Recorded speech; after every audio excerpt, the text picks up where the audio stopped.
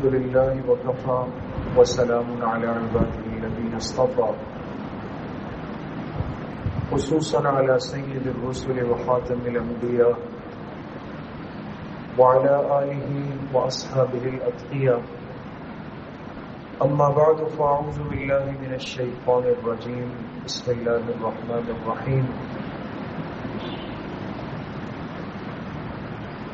اقرأ باسم ربك الذي خلق خلق الإنسان من علق اقرأ وربك الأكرم الذي علم بالقلم علم الإنسان ما لم يعلم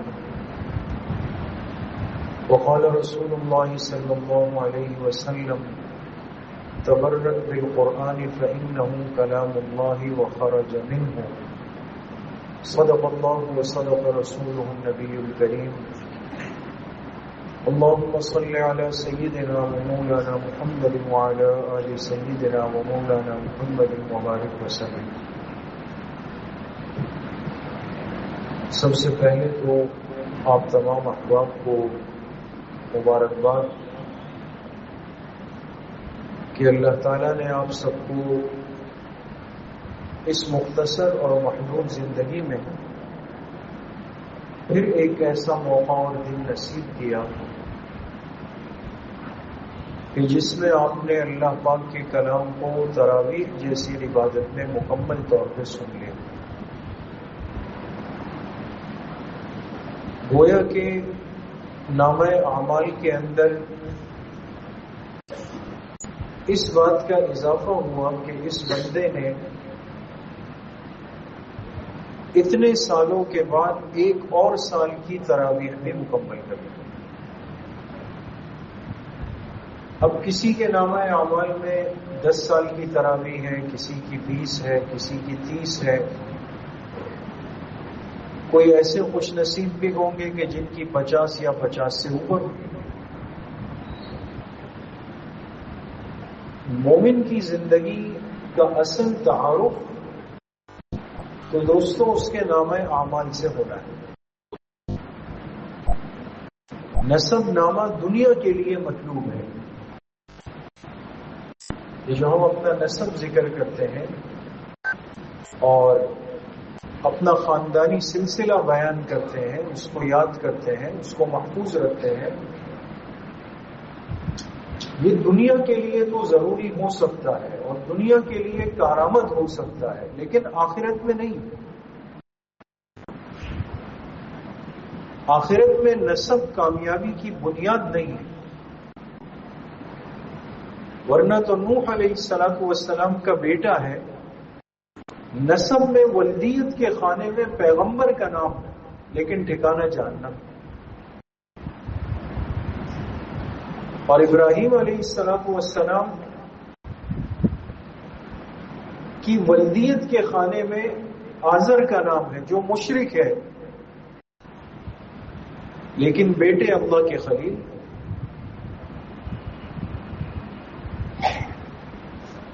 تو نسب دنیا کے اندر تو کام دے سکتا ہے، آخرت میں کام دینے والی چیز دوستوں ہمارا نامہ اعمال ہے. اور علماء نے لکھا ہے کہ خوش نصیب بندہ قیامت کے دن وہ ہوگا کہ جس کے نامہ اعمال میں زیادہ سے زیادہ رمضان کے مہینے شامل ہوں. کہ اس کے زندگی میں کتنے رمضان آئے، اس کی زندگی میں کتنے آئے، اس کی زندگی میں کتنے آئے. اور پھر رمضان بھی وہ رمضان ہو کہ جس کو اس بندے نے واقعتاً اس انداز میں گزارا ہو جیسے اللہ نے اس سے مانگا ہو. ورنہ تو بدنصیبی بھی حصے میں آ سکتی ہے. کتنی سخت بددعا دی، کتنی ناراضگی کا اظہار فرمایا محبوب کائنات صلی اللہ علیہ وسلم نے کہ ممبر کی سیڑھی پر قدم رکھ کے فرمایا ہلاک ہو جائے وہ شخص جس پر رمضان کا مہینہ آئے اور وہ اللہ سے اپنی مغفرت نہیں کروا سکے. الفاظ کہنے والی ذات حضرت جبرائیل علیہ السلام کی تھی، لیکن اس پر آمین کہنے والی ذات کس کی تھی؟ سرکار دو عالم صلی اللہ علیہ وسلم. معلوم ہوا کہ رمضان کی بے اکرامی اللہ کو قبول نہیں. نعمت بہت بڑی ہے، انعام بہت بڑا ہے، اللہ نوازتے بہت زیادہ ہے اس مہینے میں، اور بہت آسان ہے، کوئی مشکل نہیں. بندہ تھوڑی سی ہمت کرے گا، اللہ کے سامنے ہاتھ اٹھائے گا، اور اللہ کی رحمت منتظر ہے، اللہ کی رحمت تیار ہے. اس بندے کے ہاتھ اٹھانے کی دیر ہے، اللہ اس کی مغفرت کا فیصلہ فرما دیتے ہیں. ان سب باتوں کے باوجود اگر ایک بندہ پھر بھی اس ماہ مبارک کو ضائع کر دے، ایسے گزار دے جیسے باقی 11 مہینے گزر گئے، نہ روزہ ہے، نہ تلاوت ہے، نہ قرآن ہے، نہ مسجد ہے، نہ تراویح ہے، نہ احتیاط ہے، نہ پرہیز ہے، نہ تقویٰ ہے، نہ طہارت ہے، نہ رزق حلال کا اہتمام ہے، وہی من چاہی زندگی گزار رہا ہے جیسے 11 مہینے گزارے، تو اللہ پاک ناراض تو ہوں گے اس سے. اور ایک بندہ وہ ہوتا ہے کہ جو رمضان کا چاند نظر آنے پر اپنی تبدیلی اللہ کو دکھاتا ہے. اے اللہ، آپ کی نعمت پہنچ گئی، آپ نے پھر موقع دے دیا، اب میں پیچھے نہیں رہوں گا، اب میں آپ کو بن کر دکھاؤں گا کہ واقعی میں نے اپنے آپ کو تبدیل کیا. تراویح باجماعت پڑھنا اور پھر اس میں اللہ کے کلام کی تلاوت کا ہونا اور پھر اللہ کے کلام کی تکمیل کا ہونا، یہ ہر ایک کے حصے میں نہیں آتا دوستوں، ہر ایک کا نصیب نہیں ہے. اس لیے قرآن پاک کے لیے کیا فرمایا؟ نزل الفرقان علی عبدہ، نزل الفرقان علی عبدہ. بابرکت ہے، برکتوں والی ذات ہے اس رب کی جس نے فرقان اتار دیا اپنے اس بندے پر. قرآن کریم کو اللہ نے کس لفظ سے تعبیر کیا دوستو؟ فرقان سے. کس لفظ سے؟ فرقان سے. فرقان کا کیا معنی ہے؟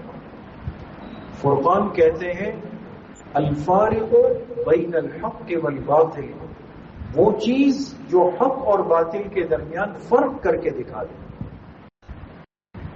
قرآن فرقان ہے اس امت کے لیے دوستو. یہ قرآن انسانوں میں فرق کر کے دکھائے گا کس کے سینے میں قرآن جاتا ہے، کس کے سینے میں نہیں جاتا، کس کی زبان پہ قرآن کی تلاوت ہوتی ہے، کس کی زبان پہ قرآن کی تلاوت نہیں ہوتی، کون اس قرآن کو اللہ کی محفوظ کتاب سمجھتا ہے اور کون نہیں سمجھتا، کس عبادت خانے میں قرآن کی تلاوت باجماعت ہو رہی ہے اور کہاں نہیں ہو رہی، کس کے نصیب میں اس مہینے میں قرآن آیا ہے اور کون بد نصیب اس قرآن کی نعمت سے محروم ہوا ہے دوستو. یہ تراویح کی عبادت آپ کو دکھا دے. ہماری بنیاد تو حرم سے چلتی ہے نا، ہماری اصل تو حرمین سے جڑی ہے نا. نبی القبلتین جناب رسول اللہ صلی اللہ علیہ وسلم کا لقب ہے. جن دو قبلوں کی طرف آپ نے رخ کر کے نماز پڑھی اور پڑھائی ہے، دو قبلوں کی طرف، اس میں سے ایک قبلہ کون سا ہے؟ بیت اللہ شریف ہے نا، خانہ کعبہ ہے، اور دوسرا قبلہ کون سا ہے؟ مسجد اقصی ہے.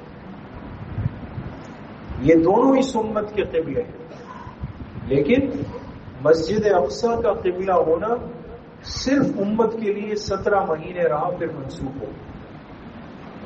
لیکن دونوں قبلے اللہ نے اپنے حبیب علیہ الصلوۃ والسلام کو دیے. آج باوجود اس کے کہ قبلہ اول کے مسلمانوں پر کیا کچھ نہیں بیتی، کیا ظلم ان پر نہیں ہوا، ان کی کیا نسل کشی نہیں کی گئی دوستو، ان کو صفحہ ہستی سے مٹانے کے لیے باطل نے اجتماعی طور پہ، ظالموں نے اجتماعی طور پہ کیا کچھ ہتھیار استعمال نہیں کیے.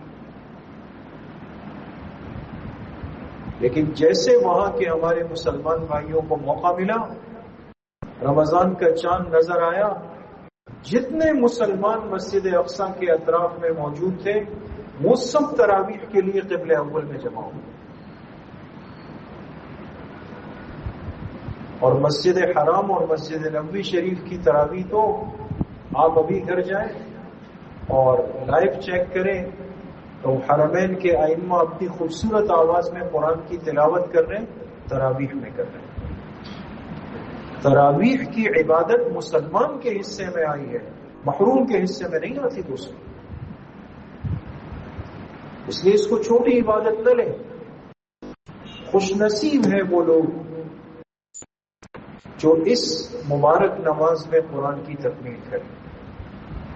آپ حضرات ماشاءاللہ اس جگہ پر 15 راتوں میں حافظ صاحب کے پیچھے کھڑے ہو کر آپ نے قرآن کریم الف لام میم سے لے کر والناس تک پورا سنا، بلکہ آپ نے غور کیا ہوگا کہ 20ویں رکعت میں،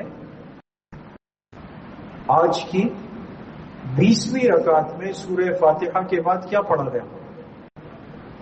سورۃ البقرہ کا پہلا رکوع پڑھا، آپ حضرات نے پڑھا، ہر جگہ آپ کو ملے گا کہ آخری دن جب 20ویں رکعت ہوتی ہے تو حافظ صاحب سورہ فاتحہ کے بعد پھر کیا پڑھ لیتے ہیں؟ سورہ بقرہ۔ کیوں؟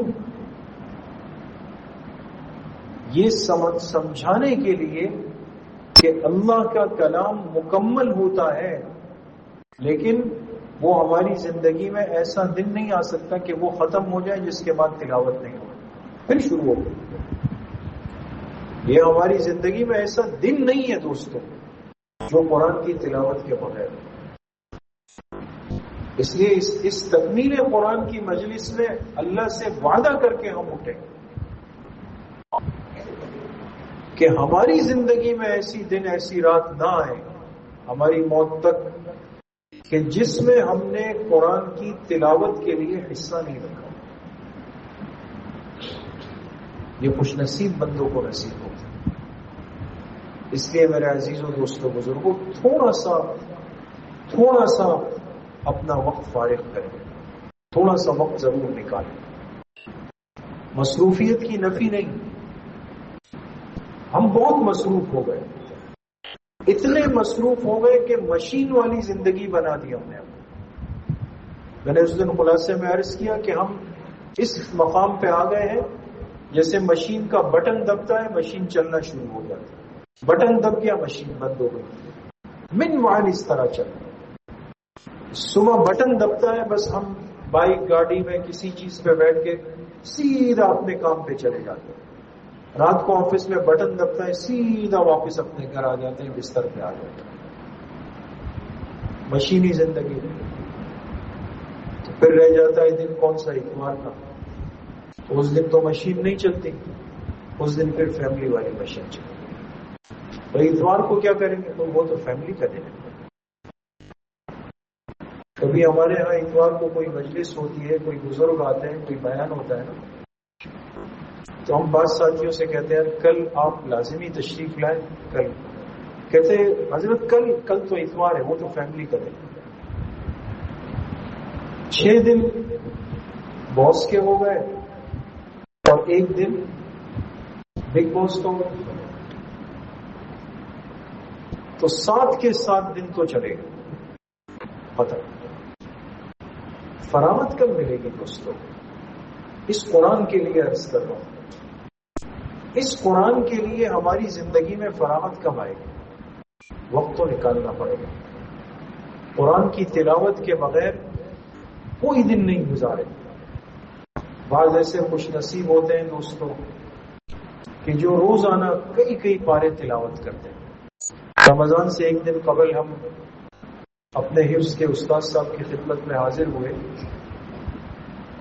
تو چونکہ طالب علمی میں کئی سالوں تک اپنے استاد صاحب حضرت قاری صاحب حفظہ اللہ تعالی، اللہ ان کی عمر صحت میں برکت نصیب فرمائے، ان کے ساتھ گردان کا موقع ملا تھا استاذ کے ساتھ۔ تو میں نے ان سے پوچھا حضرت قاری صاحب سے میں نے کہا آپ اب بھی گردان کرتے ہیں؟ اب تو ماشاءاللہ ان کے دونوں بیٹے سناتے ہیں. میں نے کہا آپ ابھی بھی کرتے ہیں؟ کہا ہاں میرا معمول ہے. میں نے اپنے گردان کا معمول ترک نہیں کیا. تو میں نے کہا تلاوت کا اب بھی الحمدللہ، یہ اللہ پاک ان کو نظر بد سے محفوظ فرمائے، فرمانے لگے اب بھی الحمدللہ روزانہ 9 پاروں کی تلاوت کرتے ہیں. ہو سکتا ہے دوست، ہم تو خیر 9 نہیں کر سکتے، 1 پارا تو ہو سکتا ہے دوست. تو عزم کریں، عہد کریں، ہمت کریں، ارادہ کریں، اللہ سے مانگیں کہ جتنی زندگی باقی ہے انشاءاللہ کوئی دن ہماری زندگی میں ایسا نہیں ہوگا کہ جس میں قرآن کی تلاوت کا حصہ نہیں ہوگا. کون کون ارادہ کرتا ہے دوست؟ سب کرتے ہیں انشاءاللہ. قرآن کی تلاوت ہمارے ساتھ ہماری موت تک جائے. جس دن دنیا سے رخصتی ہو یہ تلاوت کا معمول ہم سے رخصت نہیں ہوا. بہرحال اللہ پاک قبول کرے ہماری اس مجلس کو. یہ بڑا بابرکت ختم ہوتا ہے چونکہ اس کے ساتھ ایک بڑی نسبت جڑی ہوئی ہے، اور اللہ پاک کرے کہ آج وہ بڑے حضرات جو دنیا میں نہیں ہیں اللہ کے قرب کے مقام میں ہوں گے، لیکن اس قرآن کے انوارات اور اس کی برکات یقیناً ان کے ارواح کو ان کی قبروں میں اللہ پاک ضرور پہنچا رہے ہیں. اللہ پاک اس تکمیل کو قبول فرمائے، سب کے حق میں باعث خیر و برکت فرمائے. وآخر دعوانا ان الحمدللہ رب العالمین. الحمدللہ رب العالمین والصلاة والسلام علی سید الانبیاء والمرسلین سیدنا و مولانا محمد وآلہ واصحابہ اجمعین. یا اللہ یا ارحم الراحمین، یہ جو قرآن پاک مکمل ہوا 15 راتوں میں، اسے اپنی بارگاہ میں انتہائی درجے میں قبول و منظور فرما. یا اللہ اس قرآن کی برکات ہمارے مولانا عبد المحمد صاحب کو، ان کے بھائی کو، جو سامعین بچے ان کا قرآن سننے کے لیے پیچھے کھڑے تھے، اور جتنے ہمارے بھائی اس تراویح میں شروع سے آخر تک شریک ہوئے تھے، اور جتنے احباب ہماری طرح آج کی اس مجلس میں صرف آئے ہیں، یا اللہ اپنا فضل فرما کر ہم سب کو اس قرآن کی برکات، اس کے انوارات، اس کے انعامات، اس کے اکرامات کامل درجے میں نصیب فرما. یا اللہ اس قرآن کی برکت سے ہم سب کو دنیا آخرت کی خوشیاں، برکتیں، وسعتیں، سعادتیں، راحتیں اور نعمتیں اپنی شان کے مطابق نصیب فرما. ہمارے حافظ صاحب اور ان کے سامعین اور ان کے والدین کی عمر میں، صحت میں یا اللہ خوب خوب برکتیں نصیب فرما. ہمارے حضرت مفتی صاحب رحمۃ اللہ علیہ جو طویل عرصے تک یہاں پر قرآن سناتے رہے، آج تیسرا رمضان ہے کہ وہ موجود نہیں ہے. اللہ پاک ان کی قبر کو انوارات سے منور فرمائے، اللہ ان کی قبر کو جنت کا باغ فرمائے. ہمارے والدین کی اور ہماری والدہ مرحومہ، وہ 3 سال قبل اسی رات کو دنیا سے رحلت فرما گئی تھی. اللہ پاک ان کی کامل و مکمل مغفرت فرمائے، اللہ ان سب کے درجات بلند فرمائے. ہمارے اساتذہ جو دنیا سے جا چکے ہیں، اللہ پاک ان کی قبروں کو نور سے منور فرمائے. جو حیات ہے اللہ ان کی عمر میں، صحت میں، علم میں، تقوی میں خوب خوب برکتیں نصیب فرمائے. جتنے ساتھی اس مجلس میں جمع ہیں، محبت کے ساتھ آئے ہیں، یا اللہ سب کو اپنی رضامندی کامل درجے میں نصیب فرمائے. یا اللہ ہم سب کے لیے مغفرہ عشرت چل رہا ہے، یا اللہ اپنا فضل فرما کر ہم سب کے لیے مغفرت کا، بخشش کا، قبر کے اور قیامت کے عذاب سے حفاظت کا فیصلہ فرما دے. یا اللہ بلا حساب و کتاب جنت الفردوس ہم سب کو نصیب فرما دے. یا اللہ ظاہر اور باطن کے فتنوں سے ہم سب کی حفاظت فرما دے. یا اللہ ہماری اس مسجد کو، اس مدرسے کو، یہاں خیر کے جتنے سلسلے چل رہے ہیں، یا اللہ سب کو تا قیامت جاری و ساری فرما دے. حاسدین کے حسد سے، باغزین کے بوجھ سے، شرارت کرنے والوں کی شرارت سے، نظر بد لگانے والوں کی نظر بد سے، ساحرین کے سحر اور جادو سے، پیٹھ پیچھے بری تدبیر کرنے والوں کے مکر و فریب سے، یا اللہ اس مسجد کی، یہاں کے سلاسل کی اور ہم سب کی، ہماری نسلوں کی یا اللہ حفاظت فرما دے. یا اللہ رزق حلال واسع اور وافر مقدار میں ہم سب کو نصیب فرما دے. یا اللہ جو صاحب اولاد ہے ان کی اولاد کو نیک اور صالح فرما دے، جو بے اولاد ہے سب کو نیک صالح اولاد اپنے فضل و کرم سے نصیب فرما دے۔ حرمین الشریفین کی حاضری یا اللہ ہم سب کو بار بار نصیب فرما دے۔ تمام بلاد اسلامیہ کی، اسلامی ممالک کی یا اللہ اپنے فضل سے حفاظت فرما دے، بالخصوص اسلام کے اس قلعے کی، اسلام کے نام پر بننے والے اس ملک، پیارے ملک پاکستان کی یا اللہ حفاظت فرما دے، اندرونی بیرونی دشمنوں سے یا اللہ اس کو محفوظ فرما دے۔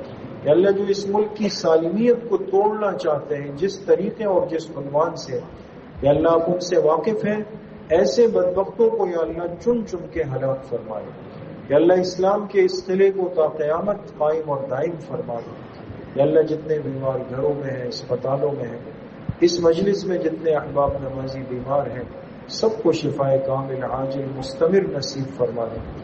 کل امت مسلمہ کے مرحومین کی کامل و مکمل مغفرت فرما دے۔ ہم سب کا خاتمہ بالایمان و بالخیر نصیب فرما دے۔ ہماری دعاؤں کو اپنے فضل و کرم سے، فضل و رحمت سے اپنی بارگاہ میں قبول و منظور فرما دے۔ وصلی اللہ وسلم علی نبینا محمد وآلہ وصحبہ اجمعین برحمتہ۔